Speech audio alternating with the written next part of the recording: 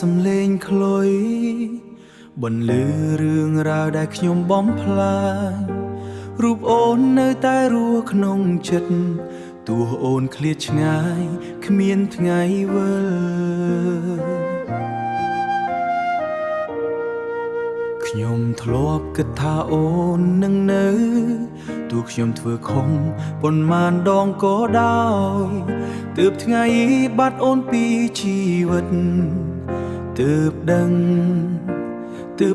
ថាខ្ញុំបាត់បង់អ្វីសុំទោសចំពោះទឹកភ្នែកដែលអូនលាក់សុំទោសចំពោះរបួសដែលខ្ញុំបន់សល់ខ្ញុំដឹងពាក្យនេះយឺតពេលពេកសម្រាប់បេះដូងដែលខ្ញុំធ្លាប់បំផ្លាញខ្ញុំមិនសុំឲ្យអូនត្រឡប់មិនសុំឲ្យអូនអភ័យទោសគ្រាន់ចង់ផ្ញើពាក្យមួយតាមសំឡេងខ្លុយថាខ្ញុំនៅស្ដាយរហូតមកដល់ថ្ងៃនេះ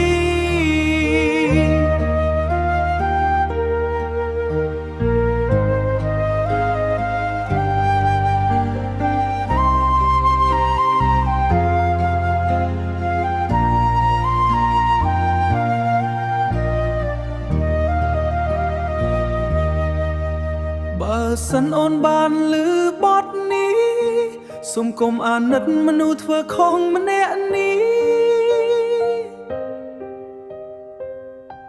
គ្រាន់តែសូមឲ្យអូនមានស្នាមញញឹមជំនួសទឹកភ្នែកដែលខ្ញុំធ្លាប់ផ្ដល់សូមទោសពីមនុស្សដែលមិនចេះថែរក្សាសូមទោសដែលយល់តម្លៃអូនយឺតពេក